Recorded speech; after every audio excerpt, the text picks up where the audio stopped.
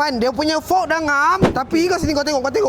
Kau punya buat kerja, biji mata kau tahu kalau lutut ke apa ni lahanan. Mak kau dengan tayakan dah bengot macam gigi kau tu, Man.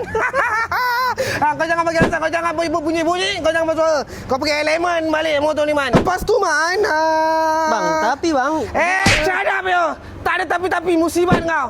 Kau buat aja ini barang. Kau jangan nak bagi alasan lagi. Ini semua dah ngam. Sekarang kau pergi kasih siap ini barang. Ini motor dah cantik, dah bersih. Tak kilat. Kau kasih kilat sebelum customer datang ambil, okey? Apa lagi buat kerja lah? Tengok tangan kau. Ini tangan kau, Man. Kenapa bang? Saya kerja pomen bang, bukan kerja ofis. Ni jam orang buat kat kampung. Tak ada bengkel buat bawa gumam pun tangan bersih. Kau tunggu jap. Kerja pomen memang kan tangan hitam. Mana ada kerja pomen tangan bersih? 1, 2. Kau tunjuk tangan kau sekarang. Ini tisu. Kau lap sekarang. Geramnya aku dengan kau ni, Man. Kau tukar tisu kedua. Salinan kedua.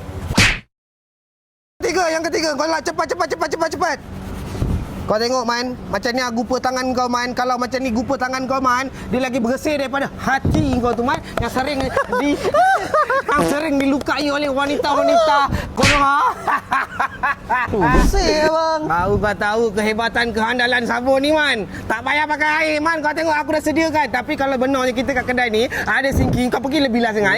Ini kita nak tunjuk dengan dia orang tu, Man. Sekarang kau nak buat kerja, tangan mesti buat bersih, musibat. Engkau jangan nak suka-suka tangan bergecap-gecap macam sakai laut kau, ya.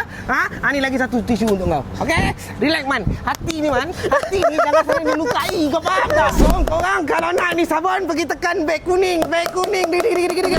Tengah murah. Bye-bye.